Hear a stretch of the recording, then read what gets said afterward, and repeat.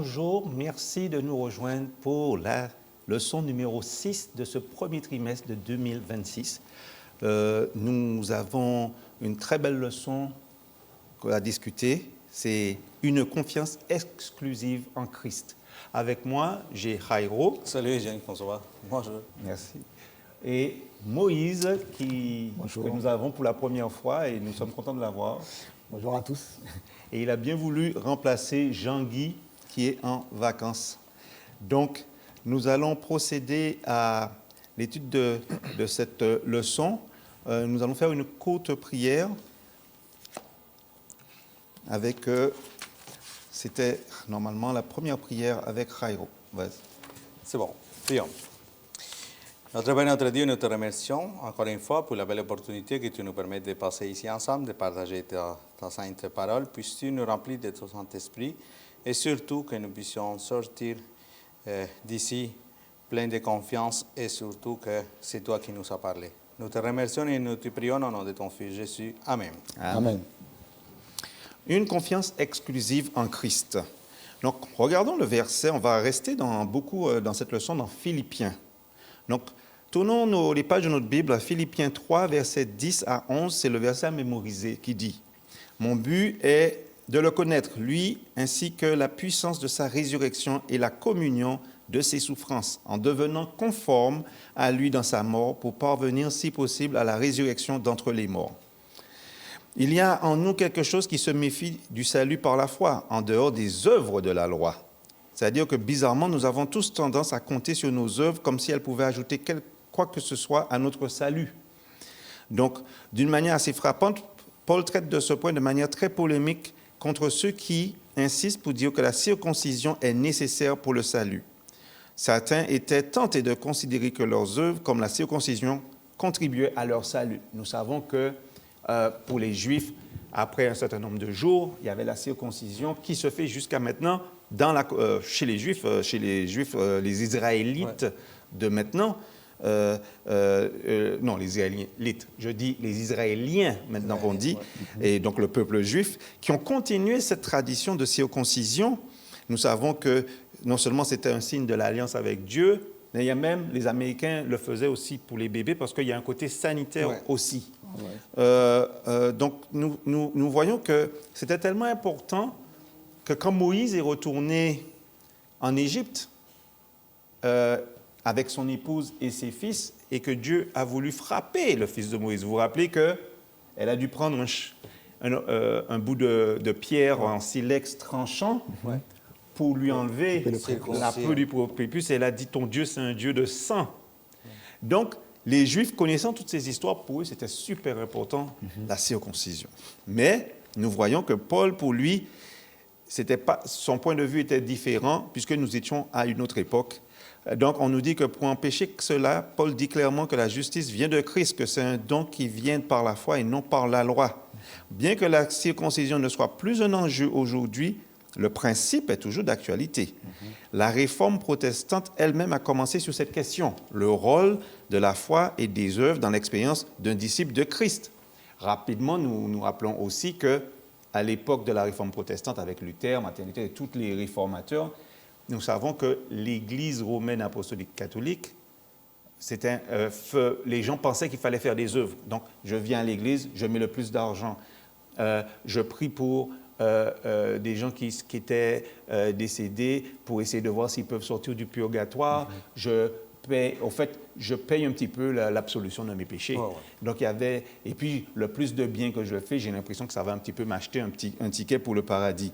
Et c'est c'est un des points que la réforme protestante a décrié. Et nous savons que nous, on parle souvent, donc, à partir de la réforme protestante du Moyen-Âge, les solas où ils ont mis l'emphase sur quoi?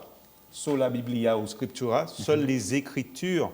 Sola fide, la foi seule, mais aussi sola gratia, le plus important, la grâce seule offerte par Christ qui peut nous sauver. Donc, nous voyons que c'était par opposition aux traditions de cette Église de l'époque du Moyen-Âge. D'accord? On ne pouvait pas payer pour ses péchés, ce n'était pas possible. Et c'était surtout pas un homme, un prêtre, qui pouvait dire, ben d'accord, merci, fais 5 saluts Marie, et Hail Marys, et puis c'est bon, c'est résolu, je t'ai pardonné. Non, ce n'est pas possible. Donc, en définitive, Christ est tout pour nous, le pionnier de la foi, et qui l'apporte à son accomplissement, comme nous dit Hébreux 12, verset 2. Si nos priorités sont au bon endroit, nous vivrons avec l'assurance de l'amour de Dieu et nous jouirons dès aujourd'hui de la promesse du salut, tout en ne mettant pas notre confiance dans la chair. Ouais. Parce que sinon, nous faisons confiance à nous-mêmes. On va rapidement regarder la leçon de dimanche qui s'intitule « Se réjouir dans le Seigneur ». Messieurs, vous pouvez intervenir quand vous le voulez, bien sûr. Si nous lisons Philippiens, on a lu Philippiens 3, versets 10 à 11. Si nous lisons Philippiens 3, 1 à 3, si quelqu'un là, il peut y aller. Bon, Philippiens 3, oui, 1 à 3, ça dit ceci. Au reste, mes frères, réjouissez-vous dans le Seigneur. Je ne me lasse point de vous écrire les mêmes choses, et pour vous cela est salutaire. Prenez garde aux chiens, prenez garde aux mauvais ouvriers, prenez garde aux faux circoncis, car les circoncis, c'est nous, qui rendons à Dieu notre culte par l'Esprit de Dieu, qui nous glorifions en Jésus-Christ et qui ne mettons point notre confiance en la chair. D'accord, donc on voit que Paul, on a dit qu'il termine son épître là, quand il parle là, comme ça, mais pourtant il n'a pas encore traité le point qu'il veut, là où il veut en venir, qui est comme un des principaux thèmes de son épître, qui est se réjouir dans le Seigneur. Donc, il donne un certain nombre de raisons à cela.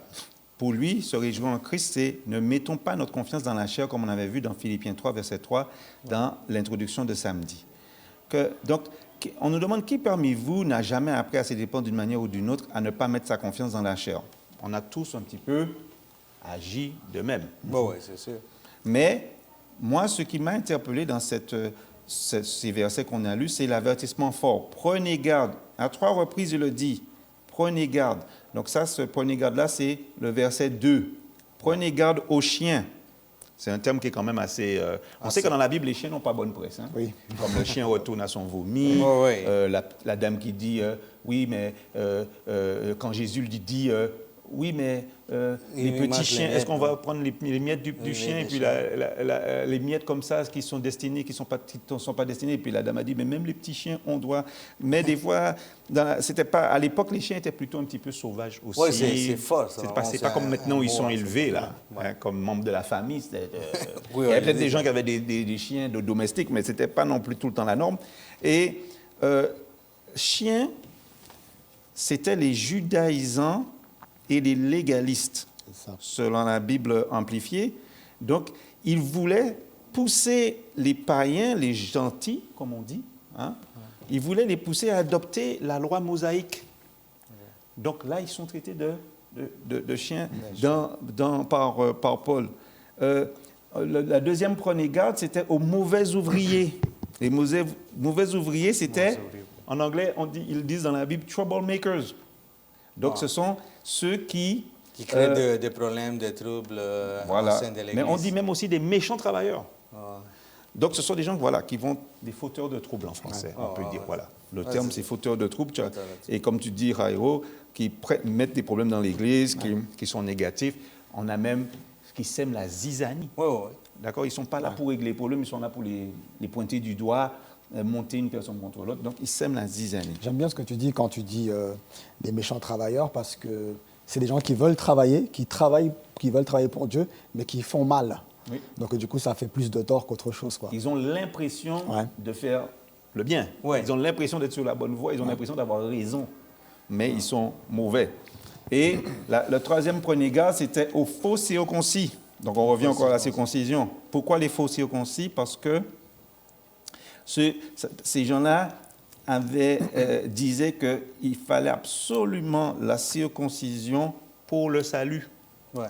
Donc, Paul les appelle les faux circoncis, mais en anglais, c'est écrit attention à ceux qui pratiquent la mutilation, c'est-à-dire qui la circoncision était vue comme un genre de mutilation. Pour eux, si tu es pas circoncis, tu n'as pas cette mutilation-là, tu ne seras pas sauvé.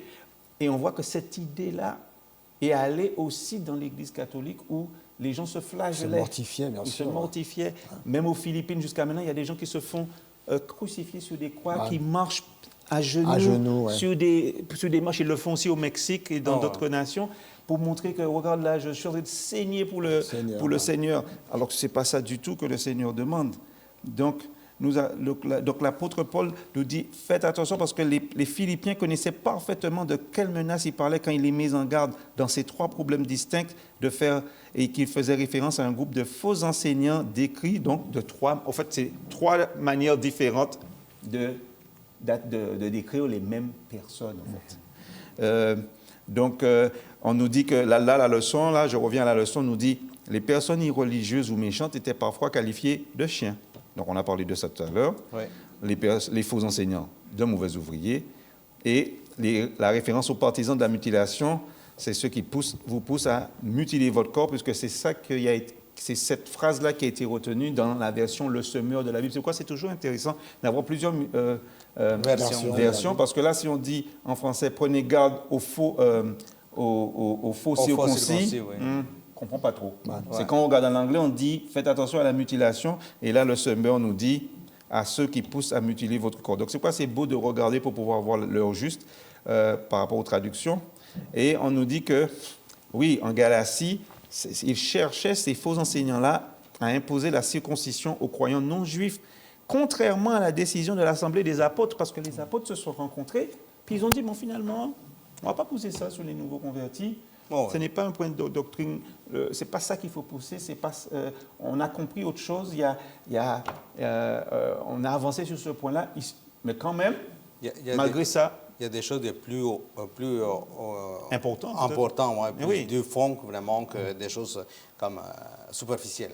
Oui, et puis ce n'était pas leur tradition, ils n'étaient pas juifs, ils n'avaient pas cette façon de faire. Et puis on parle de territoires qui n'étaient même pas des fois tout près de Jérusalem, qui étaient bien loin, jusqu'en Grèce, en Turquie. Donc on ne peut pas leur imposer des choses qu'ils disent, mais pourquoi il faudrait que je fasse ça en plus en tant qu'adulte? Oui. C'était pas évident. Donc il semble y avoir une solution au défi spirituel, on nous dit, y compris la propagation de faux enseignements, c'est de se réjouir dans le Seigneur. Ouais. D'accord? Réjouissez-vous toujours dans le Seigneur parce que tous nos sujets de réjouissance nous apportent la joie. Et les 2 mots, on nous dit joie, réjouissance, c'est la même famille en grec. Donc Dieu veut que nous soyons joyeux. Paul, et sa parole est comme un mode d'emploi pour le véritable bonheur et la joie durable. Donc ça inclut de recevoir la miséricorde de Dieu, recevoir les bénédictions, adopter la loi comme un mode de vie, y compris le sabbat, et de croire en sa parole et d'élever des enfants spirituels. Je ne veux pas aller plus loin, mais on va un petit peu approfondir ces points dans la leçon de lundi. Je te passe la parole, Moïse. Amen.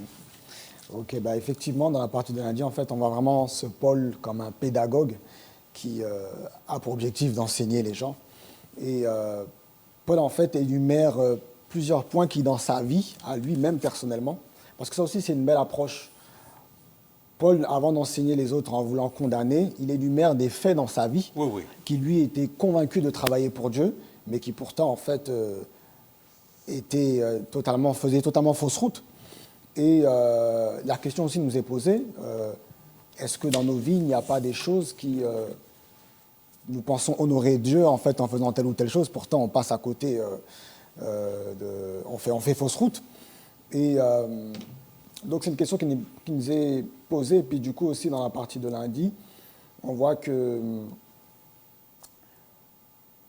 Paul s'adresse en fait aux hommes qui regardent à ce qui frappe aux yeux.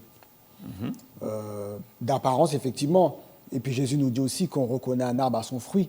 C'est sûr qu'en tant que chrétien, on est supposé avoir une certaine apparence, c'est-à-dire respirer la gentillesse, la bienveillance. Mais Paul nous dit que malgré tous ces attributs, tous ces bons attributs qu'on peut avoir aux yeux des hommes, mais c'est Dieu qui connaît nos cœurs. Et Dieu qui sait ce qui fonctionne avec lui réellement. C'est pour ça que Paul dit que... je vais lire pour ne pas dire n'importe quoi. Cependant, à tort ou à raison, nous qualifions parfois ceux qui ne sont pas chrétiens, entre parenthèses, de bonnes personnes. Et du moins, selon les normes humaines, beaucoup le sont. Mais face aux normes divines, nul n'est juste, pas même les chrétiens.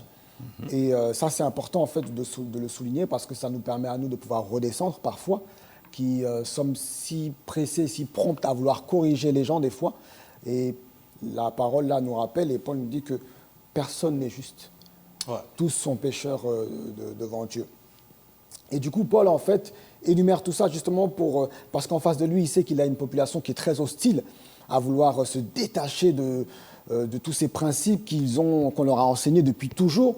Mais il donne son exemple parce qu'il sait aussi qu'il est adulé un peu par tout le monde. Les gens le prennent comme exemple. Et l'apôtre Paul dit, moi-même, je travaillais pour Dieu, pourtant Dieu m'a ouvert les yeux aujourd'hui. Et alors, je vais lire un petit passage dans Romains 7, que je trouve vraiment très intéressant. Romains 7 à 12, qui nous dit que dirons-nous donc? La loi est-elle péché? Loin de là. Je n'ai connu le péché que par la loi, car je n'aurais pas connu la convoitise si la loi n'eût dit tu ne convoiteras point. Et le péché, saisissant l'occasion, produisit en moi, par le commandement, toutes sortes de convoitises, car sans la loi, il n'y a point de péché. Donc je ne vais pas lire tous les versets, juste m'arrêter au verset 12 qui dit « La loi donc est saine et le commandement est saint, juste et bon. » Parfois, on pourrait penser qu'effectivement, c'est la loi qui nous fait prendre conscience qu'il y a un péché. Et des fois, on se dit que s'il n'y avait pas de loi, il n'y aurait pas de péché en vrai. Mais il n'y a aucun système qui ne peut fonctionner sans une loi. Quel que soit notre téléphone, notre ordinateur, tout fonctionne avec des règles, avec un principe. Sinon, en fait, c'est l'anarchie. Et c'est en ça, en fait, qu'on voit qu'en fait, la loi de Dieu n'est pas là pour nous priver ou pour nous empêcher de vivre, mais lorsqu'on la comprend, elle est là pour notre bonheur, pour qu'on puisse vivre de la bonne façon avec nos frères et sœurs et nos contemporains. Alors, je vais prendre un autre texte, toujours. Là, c'est dans Matthieu 5, qui vient pour amplifier, en fait, que la loi n'est pas mauvaise. Alors, Matthieu verset 5, à partir du verset 21. Vous avez entendu qu'il a été dit aux anciens, tu ne tueras point. Celui qui tuera mérite d'être puni par les juges. Mais moi, je vous le dis, que quiconque se met en colère contre son frère mérite d'être puni par les juges, que celui qui dira à son frère Raka mérite d'être puni par le sang Andréen, et que celui qui lui dira insensé mérite d'être puni par le feu de la géhenne. Alors, juste avant de continuer à lire, en fait, tous ces passages sont des liens qui sont mis en fait en avant avec la leçon, parce que l'apôtre Paul, en fait, en s'adressant aux contemporains, veut monter la loi, notre compréhension en tout cas de la loi, à un cran supérieur. C'est-à-dire que bien souvent, le peuple s'arrêtait vraiment à la lettre, à ce qui est écrit, mais l'apôtre Paul veut nous emmener au-delà de ce que Dieu voulait nous montrer. Et quand on prend ce texte de Matthieu, je trouve que c'est vraiment intéressant, parce que là, on monte d'un cran. Quand il dit, vous avez entendu dire aux anciens, tu ne tueras point, ça c'est ce que la loi dit, c'est ce que le texte dit. Mais pourtant, il nous dit, mais moi je vous le dis, que quiconque se met en colère contre son frère mérite d'être puni. Donc là, ça nous parle un peu plus, parce que nous ne sommes pas des meurtriers, nous. Mais par contre, ça peut nous arriver de nous mettre en colère contre notre frère. Ouais. Et là, on monte d'un cran dans la loi.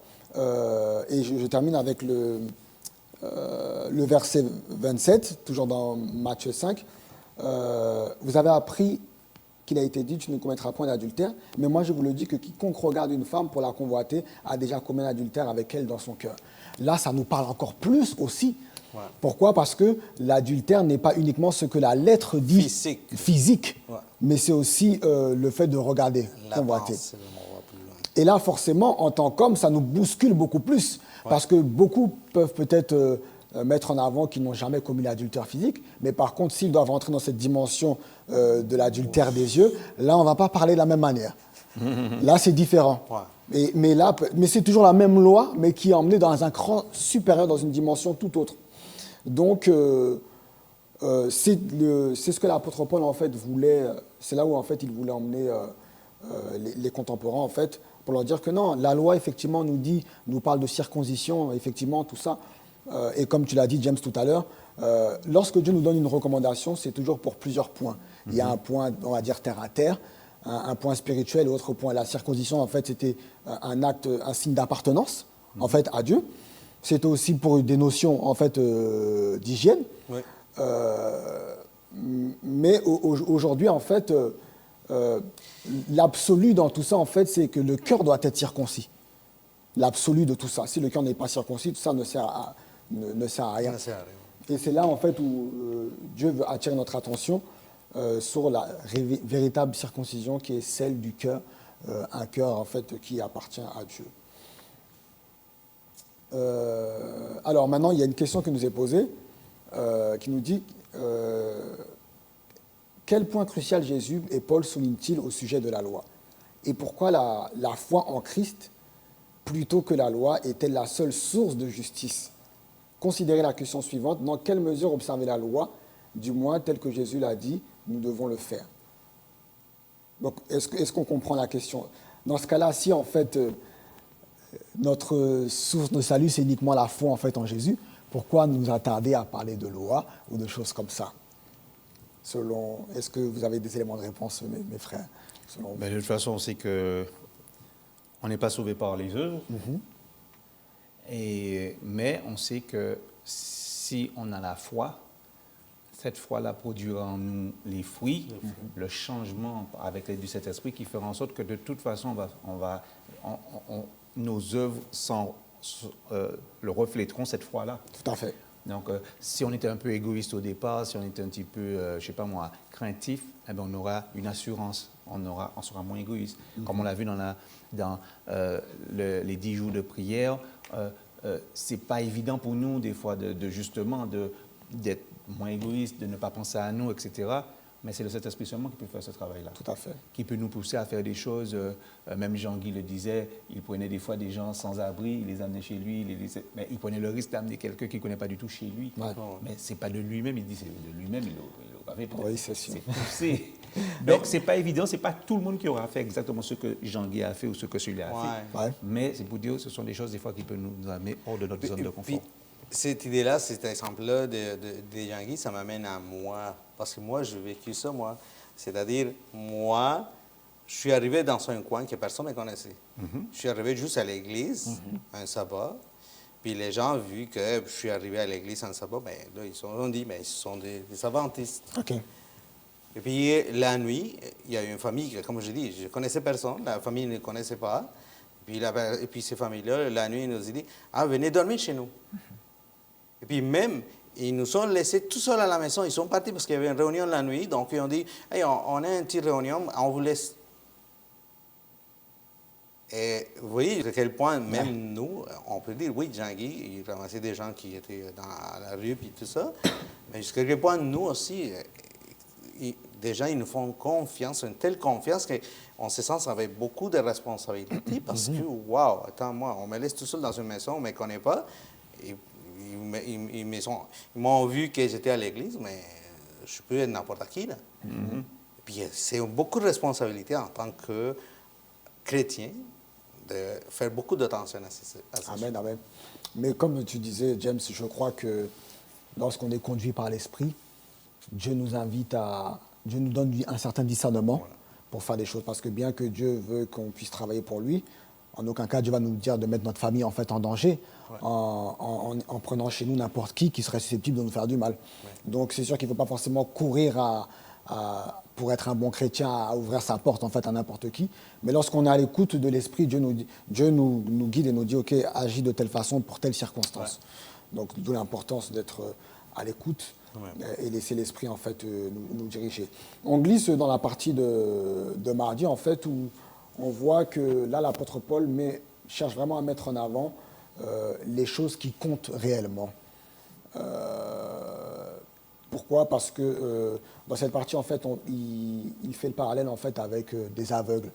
Et il parle de manière un peu plus approfondie de son expérience où, convaincu, juif, lui, de naissance, baptisé, circoncis en fait, au 8e jour, qui travaille pour Dieu. Qui en fait au nom de Dieu veut aller tuer des gens, faire du mal. Il était dans l'élite là. Ah oui, c'était le chef d'orchestre, le boss.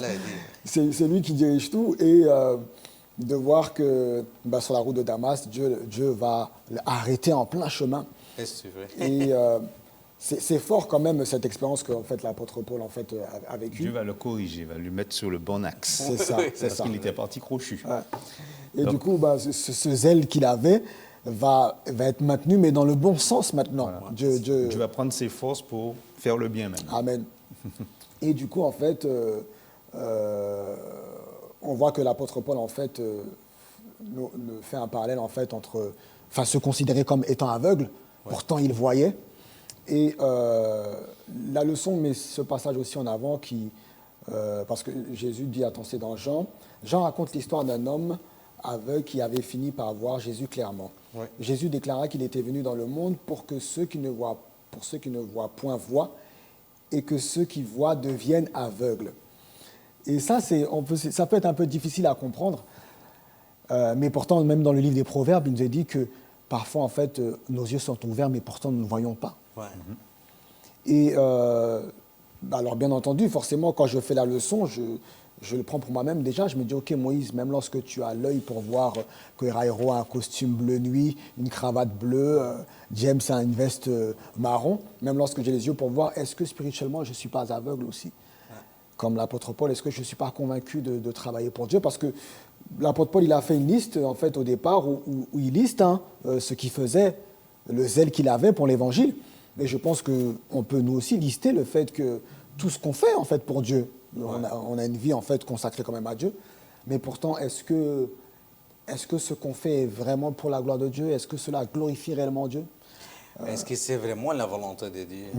Parce que c'est sûr que nous, en tant qu'êtres humains, oui, on lit la parole de Dieu, on la connaît, puis tout ça, mais lorsqu'on fait quelque chose, on ne prend pas le temps de prier puis demander à Dieu de nous aider pour voir si qu'est-ce qu'on veut faire, c'est vraiment la volonté de Dieu, si c'est vraiment cela ou une autre chose. Donc, on se met comme, ouais, c'est nous qu'on veut avoir le contrôle, puis on ne laisse pas Dieu nous guider. C'est pour cela que des fois, Dieu, il faut qu'il, en disant de même, il faut qu'il nous frappe. Pour dire, hey, faites attention, c'est pas ça que je te demande. Je veux vraiment que tu fasses.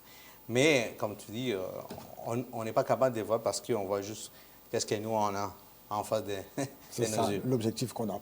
Et du coup, d'où le fait que Dieu dit que parfois, pour rendre aveugles ceux qui voient, c'est que des fois, effectivement, il nous faut malheureusement tomber dans une situation, dans un certain aveuglement, si on peut se dire, pour que maintenant on puisse écouter la voix de Dieu, en fait, nous parler. Et ça me fait penser aussi à ce texte qui te dit, si ta main droite est pour toi une occasion de chute, arrache-la, arrache ton œil, parce qu'il vaut mieux que...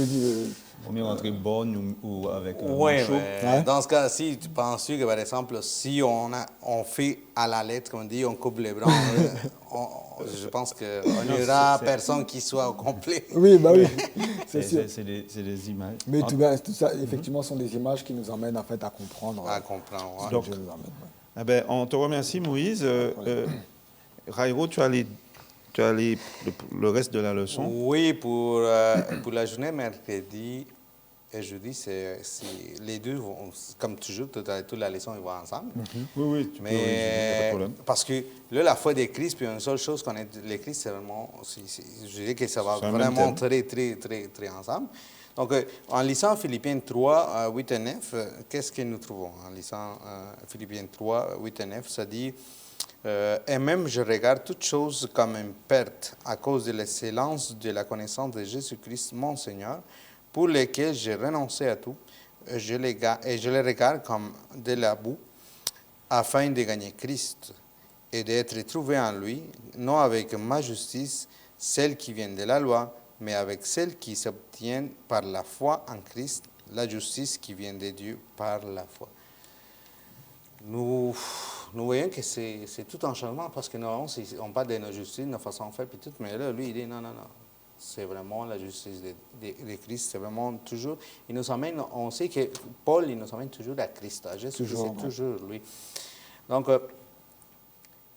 c'est sûr que Paul, c'était le mieux placé pour nous parler de ça, parce que c'est lui qui, comme on s'était dit tantôt, il est allé sur un voie, mais là, Jésus-Christ, il a vraiment dû se présenter devant lui. Il dit non. Pour le réorienter.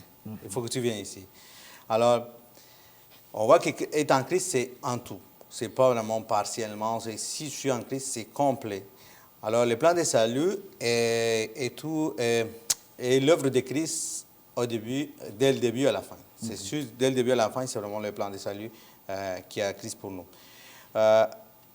Il y a des choses très importantes, c'est que dès le commencement de notre intelligence, sagesse spirituelle, à la justification par la foi, à la préparation pour le ciel, la sanctification, et enfin à la glorification lors du retour de Jésus, la rédemption. Tout ça se suit vraiment complet, il n'y a pas des écarts ou quoi que ce soit, c'est vraiment un après l'autre pour que nous puissions complet et nous soyons sûrs que c'est la foi en Christ qui va nous amener où Dieu veut nous amener. Et puis, connaître, la seule chose, comme dit la leçon d'aujourd'hui, une seule chose, c'est connaître Christ. Ça, c'est notre priorité. Nous, en tant que chrétiens, c'est ça. Si on veut vraiment voir même la fin du temps, il faut qu'on connaisse Dieu. Il faut vraiment qu'on lise la parole de Dieu. C'est pas... c'est un petit peu difficile parce que on voit l'histoire. Les disciples ont eu l'opportunité d'être face à face à Jésus-Christ. Mais même eux, des fois, ils hésitaient, ils n'étaient pas sûrs. Puis ça a été juste lorsqu'il est décédé, puis qu'il est ressuscité, lorsqu'il est ressuscité, puis qu'il est parti, que c'est là qu'ils ont vraiment compris les choses que Jésus leur disait. Alors, aujourd'hui, pour nous, en tant qu'être humain au siècle XXI, c'est la seule chose qui nous reste et que nous devons vraiment faire, c'est passer du temps en priant, passer du temps en lisant la parole de Dieu et, comme dit la leçon de mercredi, avoir la foi en Christ. Oui, parce qu'on est au 21e siècle, comme tu disais, le but n'a pas changé, hein, la leçon dit bien, c'est celle d'un coureur qui garde son but en ligne de mire, qui sollicite tous ses muscles et qui tend de tout son être vers la ligne d'arrivée. Donc, c'est garder les yeux fixés sur le maître, comme dit le chant. C'est ça. Exactement.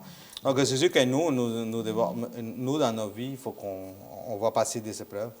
On dirait qu'on prie tous les jours pour ne pas passer des épreuves, mais il faut vraiment que nous passions par ces épreuves-là pour que nous puissions toujours rester à genoux. Et puis, ça me parle vraiment, lorsque c'est un pays, par exemple, de là où je viens, qu'il y a beaucoup de pauvreté, les gens sont plus allés chercher Dieu que dans son pays, il y a beaucoup d'argent. Tout à fait. Oui, ils sont plus sensibles à... Pourquoi? Parce que lorsque moi, je passe une épreuve, parce que j'ai besoin, j'ai une nécessité, je me mets à genoux pour chercher Dieu.